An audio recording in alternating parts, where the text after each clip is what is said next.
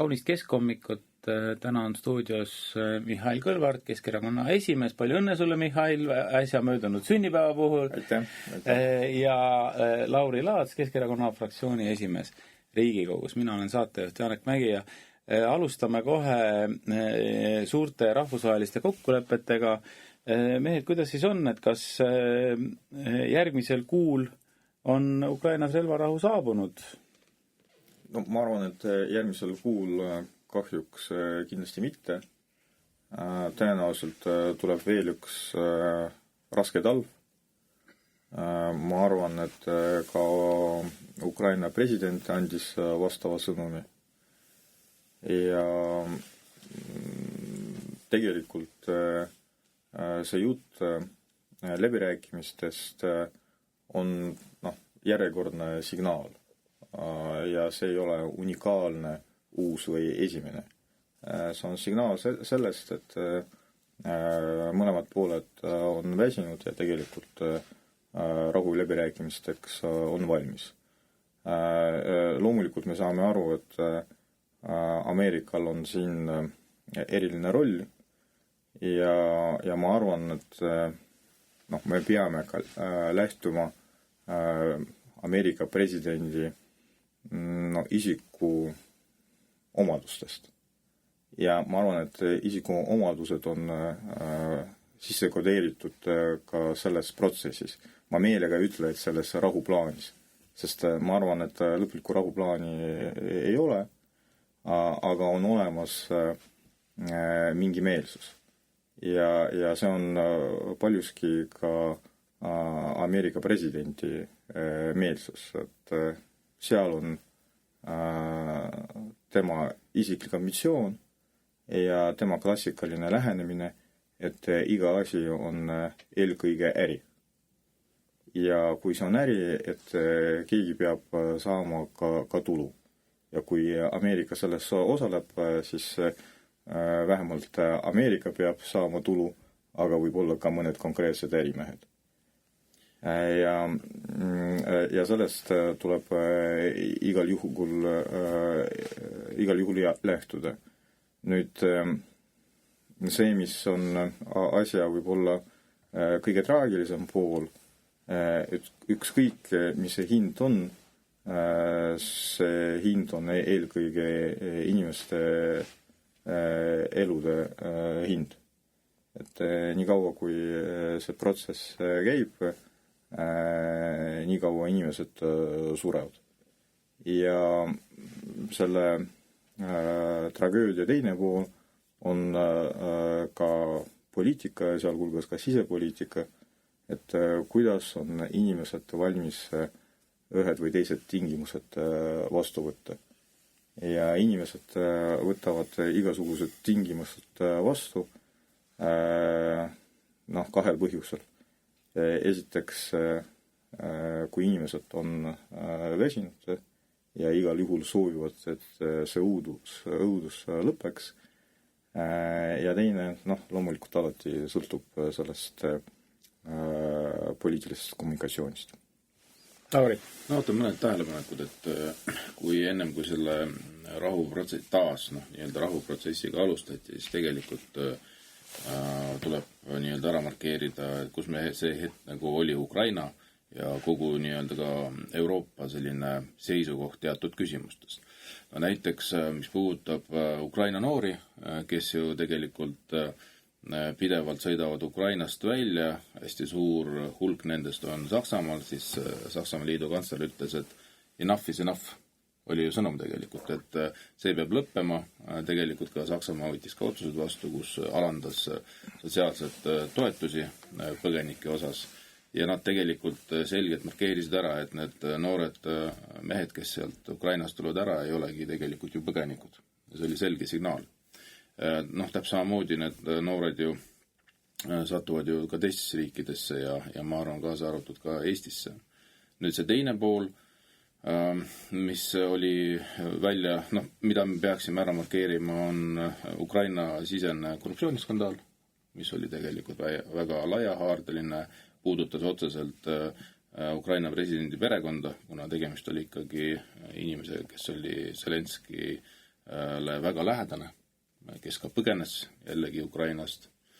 Ja selle taustalt hakkas nagu tulema see rahu, potentsiaalne rahu, siis selline leping, mis käidi ju päris robustselt välja, et kas seda tehti meelega või mitte, on omaette küsimus, aga need 28 punkti, mis toodi välja, kindlasti ei olnud nagu suunatud selleks, et Ukraina sealt tuleks võitjana välja, et me räägime ikkagi päris suurest kaotusest iseenesest, aga voolagi see oligi see lähtepunkt, millega tahetigi Ukrainat survestada ja kui palju ja mismoodi on praegu kokku lepitud, siis tegelikult suures plaanis ju me ei tea ja mis lepinguga nüüd selle viimase siis parandustega Putini juurde mindi, et eks me nagu saame varsti teada. Aga ma olen nagu Mihhailiga nagu selles osas päri, et ega tõenäoliselt see teine katse, mis praegu nagu käivitati, et see ka nagu positiivselt ei lõppe, aga ma arvan, et iga katse selles rahu suunas on nii-öelda vältimatu õige, ehk siis igale luhtunud katsele järgneb järgmine katse, mis viibki siis nii-öelda osapooled võib-olla nii kaugele, et see ükskord see sõda lõpeb.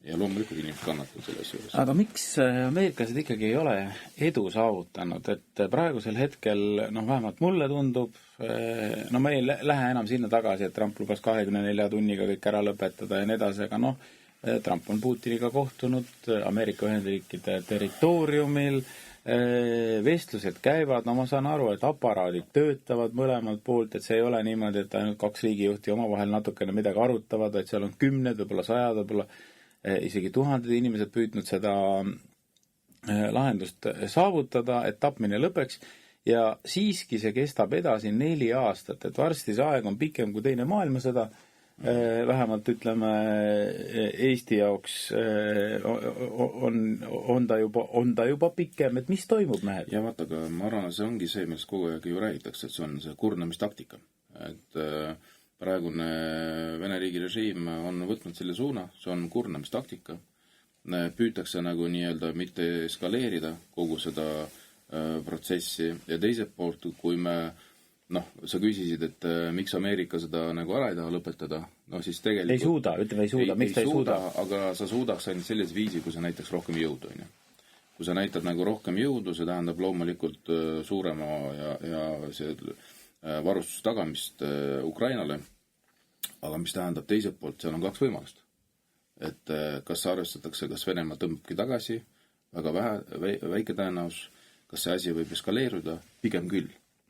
Ja siin ongi see valikute küsimus, et ja mismoodi sa siis lõpetad, kui sa tead juba eoses, et kui sa annad rohkem relvi, siis see võib tegelikult eskaleeruda, aga sa pead kuidagi viisil, lähtudes nendest teadmistest, selle asja nagu ikkagi rahu maale tooma. Ma arvan, et me peame lähtuma ka sellest, mis oli Putini psühholoogia. Kui see sõda algas, siis plaan oli ju, nagu me teame, 2 nädalaga, ehk siis väikse hinna eest suure edu saavutada. See ei tulnud välja. Sellest tekkis nagu suur sõda, milleks mõlemad pooled ei olnud valmis. Aga praegu on makstud väga nagu suur hind ja nüüd ma arvan, Putin lähtub sellest, et kui see nii suur hind on nagu makstud, siis peab olema ka mingi väga konkreetne saavutus. Ja seda on vaja talle ka sisepoliitikas, et ta ju peab nagu näitama, et sõda on võidetud ja püstitud eesmärgid on ka saavutatud. Ja selleks, et see võimalus tal oleks, tegelikult hind tema jaoks ei oma tähtsust. Et inimelude hind, ressursi hind, ta peab saavutama. Ja ka sellepärast me praegu näeme, et tegelikult rindel see asi eskaleerub.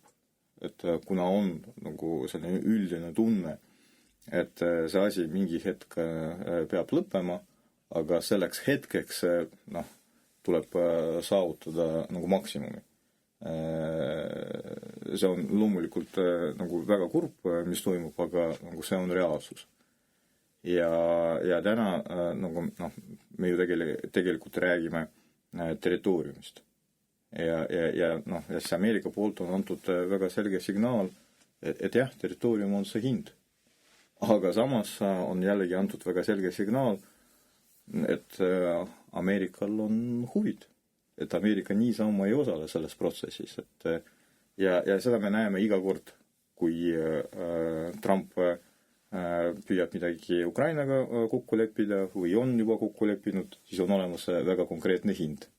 Et ärihuvid Ukrainas. Nüüd, kui me räägime relvast, et ükskõik kui kaua seda kestab veel, siis jah, palun, Ameerika on valmis, aga ostke. Et me tahame sellest midagi saada. Ja nüüd see niinimetatud rahuleping samamoodi, et hind on olemas, et Ukraina soovib seda lõpetada loomulikult enda tingimustel, Venemaa tegelikult soovib lõpetada, aga loomulikult enda tingimustel. Ja siis Trump vaatab, et kust ta saab nagu rohkem, mis on tingimused, mis Ameerikale on kõige nagu soodsamad, Ameerikale kõige soodsamad antud juhul. Et sellest tuleb nagu lähtida. Ja see on väga küüniline praeguse olukorras, aga see ongi selline olukord. Jaa, aga ja me lihtsalt peame tunnistama, et see on see reaalsus, kus me oleme. Sellega võib 100% nõustuda, aga mulle tundub, et üks väga oluline osapool, keda te ei maininud, Eesti. On ei, mitte ainult Eesti, vaid Euroopa. Ja võib-olla ma nüüd olen küüniline ja irooniline, aga ütlen, et ma ei taju, et Euroopa ka sooviks sõda lõpetada. Et Euroopa Komisjonist me saame signaale, et kuidas öelda, et kui nüüd sõda lõpetatakse, tapmine lõpetatakse, et siis see peab tulema nendel tingimustel, mis Brüsselile meeldivad. Ja praegu tundub, et Brüsselit ei taheta isegi ameeriklaste uksest sisse lasta, või kuidas sulle tundub, Lauri? No sa mõtled seda infot, mis tuli välja, et Kaja Kallas, et Rubio ei soovi Kaja Kallasega kohtuda. Et see on kindlasti kas see on hea diplomaatia? Ei, vaata, ma arvan, et see on lihtsalt, et Kaja Kallas omal ajal ju lubas endale, ma arvan, seda, mida üks Euroopa välispoliitika kõige kõrgem ametnik ei tohiks endale lubada. Ja selles mõttes ta oli, ma arvan, et võõral maal võõra suhtumisega, et see suhtumine, mis tal oli Eestis, et sellega maailmas ja Euroopas kindlasti välja ei vea. Ja selle vea ta tegi sisse ja loomulikult seda, see on meeles ja väga kahju, et tegelikult selline olukord on, et kus ühte väga kõrget poliitikut Euroopas ei lasta nagu laua taha ja ma arvan, et sellest tuleb Euroopal ka järeldused teha ja tegelikult ka meil siinsamas Eestis, et kui ikkagi on olemas meil inimene, kes ei vea välja, siis teda tuleb tagasi kutsuda või vähemalt tal peaks olema endal tekkima arusaam, et ta peab tagasi astuma selleks, et nii-öelda Euroopas need suhted ikkagi paraneks Ameerikaga. Euroopal kindlasti peab olema enda roll ja nagu ideaalis paljuski Euroopast peaks ka sõltuma, kuidas see sõda lõpeb. See sõda lõpeb nii või naa kindlasti, aga oluline on just mis tingimustel. Täna me tegelikult tajume, meeldib see meile või mitte, et see roll ei ole väga suur.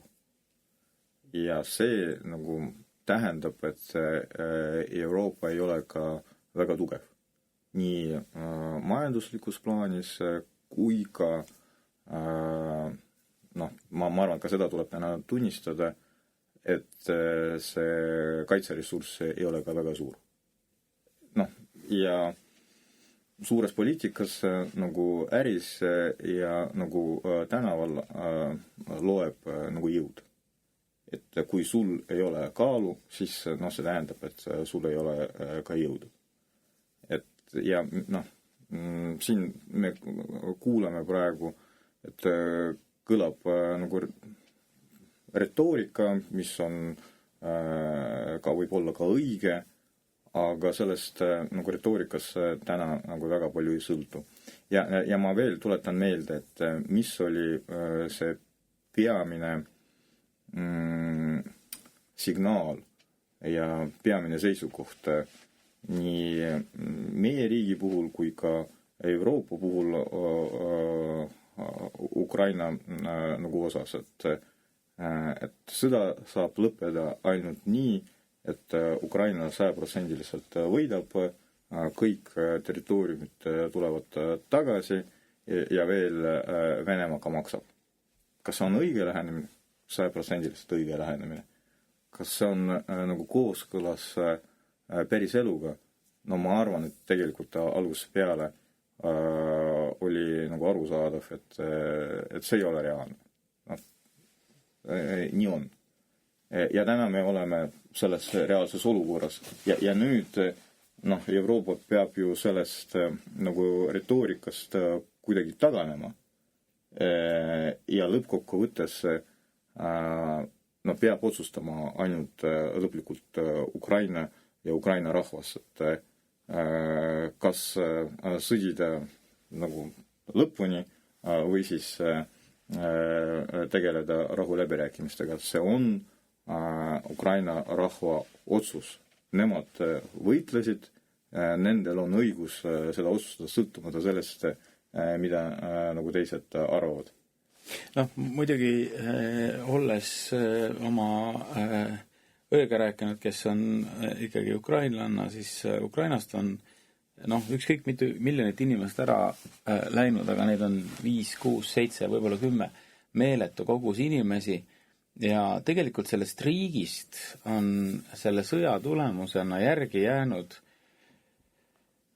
ahervare mitte ainult füüsiliselt, katksid hooned, kõik muu, vaid tegelikult ka vaimselt, et nagu ei ole jõudu sellist hurraad, nagu Eestis vahest me kohtame 24. veebruaril, et seda nagu ei ole ja need samad korruptsiooniskandaalid ja kõik muud sellised asjad on seda kõike murendanud, et tegelikult mul on selline tunne, et kas ukrainlased üldse täna kas nad suudavad vaadata sellele olukorrale niimoodi peale, et mis on nagu mõistlik lahendus, see on, kui sa oled näiteks väga haige, et siis tegelikult sa ei mõtle, et läheks näiteks, tegeleks tai-boksiga või midagi sellist, eks ole. Et see olukord on tegelikult ikkagi, nad vajavad abi. Vaata, et ma siin hiljuti lugesin intervjuud, mida andis üks Ukraina siis parlamendis Raada nagu liige, et ühest küljest inimesed harjuvad kõigega, sealhulgas ka sõjaga. Et paralleelselt käib mingi normaalne elu. Et töötavad kohvikud, ööklubid, kauplused. See on üks elupool. Ja teine elupool on see, et väga paljud ukrainlased nagu küsivad, aga miks on nii? Et minu laps, väga noor inimene, peab nagu minema ja tõenäoliselt nagu ta sureb. See tõenäoliselt on kahjuks väga suur. Aga ühe ametniku, mitte kõige kõrgema ametniku nagu laps ei pea, sest on olemas väga konkreetne hind, et sa ostad ennast välja. Et minu nagu abikaasa on selles sõjas niimoodi järjest juba 4 aastat. Aga on võimalus kellegile saada vabaks. Põgeneda Ukrainast. Vaatamata sellele, et piirid on kinni. Ja me seda näeme nagu Euroopas, et sealhulgas nagu Lauri ütles nagu Eestis, et ehk siis see on võimalik. Et ka sellele on nagu väga konkreetne hind. Rääkimata sellest, et meie juhid ütlevad, et võitleme, aga samas kõik näevad, et kui suur on korruptsioon ja kuidas varastatakse, sealhulgas kas seda, mis tuleb Euroopast, Ameerikast, kogu maailmast, kas seda nagu varastatakse. Ja siis nii nagu sa ütlesid, et loomulikult see ressurss ei ole lõputu, inimestel tekivad küsimused. No ja loomulikult, et see ongi sama kurnamistaktika, mille peale ma arvan Venemaa loodabki. Ühes poolt on ja teiselt poolt, tõesti, ega see korruptsioonijuhtumeid, nii nagu ma ütlesingi, selle viimane suurem korruptsioonijuhtum, tegelikult need korruptsioonijuhtumid on, ma arvan, saan aru, igapäevaselt. Ehk üks pool on see, mida avastatakse, teine pool, mis käib. No ja loomulikult ta ju viib igati alla inimeste võitlus- ja kaitsetahte. Ja see on veel üks probleem, millega igapäevaselt Ukraina rahvas tegelikult silmitsi on. Lisaks sellele, et sul on välisagressor territooriumil, kes pidevalt tapab Ukraina inimesi ja teiselt poolt on seesama poliitiline juhtkond, kes ei suuda pidurdada lakkavat korruptsiooni. Ja selle nii-öelda olukorras siis on olemas veel välisjõud, kes püüavad lähtudes omadest huvidest sellele ka lõppu panna. Ma räägin praegu Ameerikas, kellel on loomulikult ärilised huvid. Ehk siis neid nii-öelda pingeid on ju päris palju ja ühed on siis, mis on tekitatud nii-öelda enda osaliselt rahva poolt ja teised on kõik, mis on veel välisjõud. No loodame, et ukrainlased tajuvad olukorda õigesti ja asi läheb vähemalt iga päevaga natukene paremuse poole, tahaks muidugi, et läheks palju, aga tuleme siit oluliselt lähemale, tuleme Tallinnasse, valimistulemused on välja kuulutatud. Nüüd me teame, kes kuhu volikogudesse siis ikkagi tegelikult kuuluvad, millal siis Mihhail esimene istung Tallinna volikogus on ja mis seal juhtuma hakkab? Ja ma arvan, et paljudele inimestele, et see sõnum, et valimistulemused on välja kuulutatud, tundub imelik, tundub nagu imelik, et kuu aega tagasi valik on tehtud, kõik jäävad isegi rohkem kui kuu aega tagasi. Ja tegelikult küll. Ja nüüd, tere hommikust, et valimistulemused, aga nii on, et ametlikult nüüd saab toimuda ka Tallinnas esimene linnavolikogu istung ja see tähendab ka uue perioodi algust, et tuleb uus koalitsioon, uus linnavõim. Ja tegelikult isegi mitte esimesele istungile valitakse uue kabineti, ehk siis selline linnavalitsus tuleb veel mingi pooleteise nädala pärast, et eksigi 2 nädala pärast. Nii on. Miks ma sellest nii pikalt räägin, et see uus koalitsioon, uus võim saab päriselt tegutseda umbes ainult 2 nädala pärast. Ja me näeme, et paljudes valdkonnades probleemid on täna juba kriitilised. Sellest võib veel eraldi pikalt rääkida.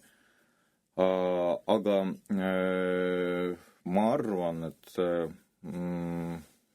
järgmine nädal on esimene istung tõenäoliselt nädala alguses ja juba esmaspäev, teisipäev toimub ka koalitsioonilepingu allkirjastamine, ehk siis tegelikult põhilised teemad on kokku lepitud. Täna on vaja kokku leppida veel, et kuidas peavad olema jagatud portfellid ja siis koalitsioonilepingu sõnastus. Kas see tähendab siis seda, et lõpuks me saame teada ka Tallinna linnapea nime? Kas sulle on see juba teada? Küsime Lauri või tema kassi käest. Mina küsiks Lauri kassi käest. Lauri, kas sa saad helistada talle? Ma peale saate lõppu helistan talle, küsin, ta teab kindlasti. Ta oli täna eriti kuidagi rahulolematu, et kui ma kodunt ära läksin, vaatasin, kus sa jälle lähed, miks sa kodus ei ole. aga tõesti, et selles mõttes, et eks see protsess on veninud seekord, nii nagu Mihhail ütles, et valimistulemused on alles välja kuulutatud ja eks see kõik nagu nii-öelda on löönud kogu selle ajalise graafiku sassi ja mitte ainult Tallinnas, vaid kõikides teistes kohalikes omavalitsustes ka. Ja fakt on see, et tõenäoliselt kõik enne jõule ikkagi kõik kohalikud omavalitsused saavad endale uued juhid, kus vastavalt valimistulemustele. Ja ma arvan, et seekord väga paljudes kohalikes omavalitsustes jääb eelarve vastuvõtmine järgmise aasta peale. Ja see on täiesti seadusega lubatud, siin ei ole üldse mingisugust probleeme. Ehk siis ma juba kuulsin kuskil ajakirjandus, et mis siis saab, kui eelarve on vastu võtmata aasta lõpuga, tegelikult mitte midagi saab. Kõik elu läheb edasi ja küll see eelarvet siis võetakse vastu ka järgmine aasta kas jaanuaris või veebruaris, kuni tegelikult märtsina veel aega. Nüüd, mis puudutab siis üleüldiselt kabineti liikmed, jah, tõesti, nii nagu Mihhail ütles, et eks koalitsioon paneb kõik need positsioonid ja inimesed paika 2 nädala jooksul. Ja eks siin peab nii-öelda põnevuse momenti ka ikkagi jääma, et kui kohe öeldakse välja nimed, siis põnevus kaob ära.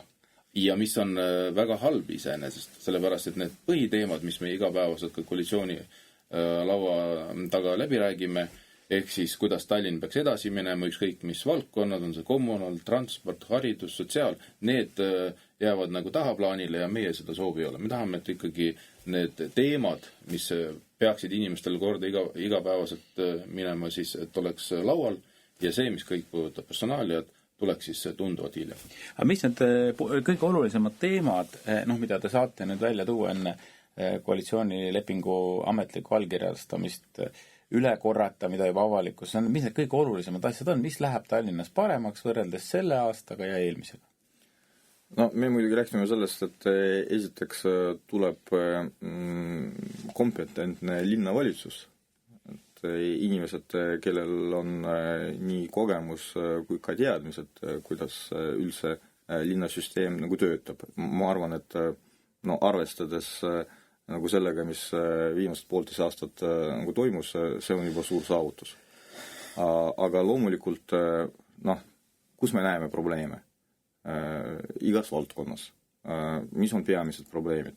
Kommunaalvaldkond, see lihtsalt igapäevane elu korraldamine Tallinna linnas, kas on lumekoristus, pingid, prügikastid, linnaruum, loomulikult transpordivaldkond, esimesed uudised on juba kõlanud, et igasugused ideoloogilised ühistranspordiprojektid, mida tuleb peatada ja mida me peatame. Investeeringud loomulikult on alati teemakas, et ja vaatamata sellele, et see finantsseis võrreldes sellega, mis oli paar aastat tagasi, on keerulisem, loomulikult investeeringutega tuleb jätkata ja suuremad investeeringud tulevad ja oluline teema kriisi ajal on loomulikult inimeste toimetulek, et kui palju linn saab inimestele abiks olla ja see oli alati Tallinna omapära Keskerakonna ajal, et raskel ajal, et linn erinevate sotsiaalmeetmetega alati tuli appi ja seda me kavatseme teha ka edaspidi, ehk siis järgmisel perioodil. Lauri, tahad täiendada? Tead, vaata, kogu selle nii-öelda läbirääkimiste käigus, eks meie saime kinnitusele nendele arusaamadele, mis tegelikult valimiste ajal meil oli, et linnas valitseb ikkagi valdavat suur korralagedus ja erinevates valdkondades. Ma toon sulle mõned näited, mis puudub kommunaali. Esiteks me nägime ära, et kommunaalis vähendati investeeringuid, vähendati raha hulka ja põhjus oli ju väga lihtne, sellepärast, et lihtsalt amet ei saanud hakkama. Ja see väljendub meie teede heakorras, ehk siis me näeme selgelt, et kuidas meil magistraaliteed on käest lastud, et suured rööpad on sees, kuidas kvartaliseste teedega on meil olukord halvenenud. Ja kui me vaatan ka selle aasta eelarve täitmist, seda väheski eelarvet, mis eraldati teede korrashoiuks, siis tegelikult 60% sellest suudeti ära kasutada. See on ju tegelikult näitabki seda, et see on valitsebki korralagedus. Siis üks väga oluline minu arust valdkond on haridus. Me kogu aeg räägime sellest, et me peame seda väärtustama, me peame eesti keele õppele üle minema, on ju, ja me näeme selgelt, et need protsessid on seal peatunud, raha ei ole ja lisaks sellele praegune siis linnapea, kes veel viimased nädalad istub omal toolil, ütles selgelt, et me tõstame see aasta juba õpetajate palka linna poolt 100 euro võrra ja me kindlasti teeme seda ka järgmine aasta ja meil on olemas selleks ka raha, aga mis tegelikult tuli välja, et see palgatõus, mis nii-öelda kehtestati sellel aastal, see võeti puhtalt haridusvaldkonnast, see ei olnud lisaraha, mis tähendab seda, et tegelikult haridusvaldkond jäi veelgi vaesemaks ja ehk siis järgmise aasta nii-öelda eelarves ei olnud seda raha üldse ette nähtud. Ja see on loomulikult see üllatus, mis meil on praegu laual, mida me peame lahendama, aga sellest ma mäletan, Mihhail rääkis pidevalt valimiste ajal, et see, mis Ossinovski on välja öelnud, on selge tegelikult vale. Vaata, sellega on muidugi eriline olukord. Et esiteks info tuli finantsteenistuse poolt. Et see, mida me praegu räägime, ei ole mingi poliitiline sõnum. See on matemaatika. See on nagu tehniline sõnum. Finantsteenistuse poolt me saime teada, et tegelikult raha palgatõusuks ei ole ette nähtud ja finantsteenistus ei saanud ka linnavalitsuse poolt korralduse, et see raha peaks olema eelarveprojektis ette nähtud. Ja nüüd, kui praegune linnapea või abilinnapea räägivad, et tegelikult see on poliitiline otsus, mida peab uus linnavõim vastu võtma, aga teised sotsiaaldemokraatliku erakonna esindajad ütlevad, et ei, tegelikult see raha on ette nähtud, et see kõik ei ole adekvaatne. Palk on püsikulu. Kui käesoleva aastal oli vastu võetud otsus, et tuleb palgatõus, siis järgmiseks aastaks püsikulu on automaatselt eelarve projektis sees. Et seda ei ole vaja arutada. Finantsteenistus automaatselt paneb raha projekti sisse. Kui on antud vastav signaal, et see palgatõus on püsikulu. Aga sellist signaali ei olnud. Vastupidi, see oli valimiskampaania projekt. 4 kuuks leiti raha haridusvaldkonnast ja järgmiseks aastaks raha ei olnud ette nähtud. Ja veel üks kord, see ei ole mingi nagu poliitiline arutelu. Siin ei ole midagi vaielda. See on matemaatika. Ja see info tuli finantsteenistuse poolt. Ja vaata, kui maksudega siin 2 aasta jooksul oli nii, et kõigepealt tulid uued maksud ja maksutõusud, siis nagu pärast anti väikse kopika tagasi, et rööviti rahakoti ja mõned kommid siis anti tagasi. Siis selle palgatõusega oli nii, et kõigepealt anti ja siis valimised on läbi ja siis nagu 100% võeti tagasi. Et see muidugi on nagu eriti küüniline. Aga mul on hea meel, et juba järgmisel nädalal on kõik need inimesed töötud, kes sellega hakkama said. Vaata, aga paralleelselt, mida me näeme siin viimased nädalad, mis toimub? Nagu talv on käes, käib teede remont väga aktiivselt, puude istutamine, et see oleks kõik nagu tegelikult väga, väga naljakas, kui oleks nii kurb, et seda inimesed näevad. Et talv on käes, mida te teete? Teede remont ja puude istutamine, nagu päriselt. Kohutav. Ma võin teile nüüd, kallid kuulajad ja vaatajad, lubada ühte asja, et järgmine nädal hommik keskendub ainult personaaliale, nagu Lauri ütles, võite Kassile muidugi helistada ja küsida ta käest, et kas ta on selle ennustusega nõus, aga mulle tundub, et me teame järgmine nädal seda, kes on Tallinna linnapea, võib-olla teame ka, kes on volikogu esimees. Ma loodan väga, Mihhail, et sinu töötuperiood lõpeb lõpuks ära, et sa saad tööd, aga no eks me seda siis näeme. Mul oleks muidugi nagu teine unistus, et võib-olla seda tööd oleks natuke vähem. Seda me sulle ei kingi. Seda me sulle ei kingi. Aga igal juhul ma arvan, et me teame ka seda, kes kuulutab välja Tallinnas jõulurahu ja ma arvan, et see võib olla päris huvitav ja põnev, kaasa arvatud need kommentaarid. Suur tänu, eetris oli Keskhommik, nagu ikka, iga nädal, igal kolmapäeval. Täna oli stuudios Keskerakonna esimees Mihhail Kõlvart, Keskerakonna Riigikogu fraktsiooni esimees Lauri Laats ja mina saatejuhina Janek Mägi. Kuulamiseni ja nägemiseni nädala pärast.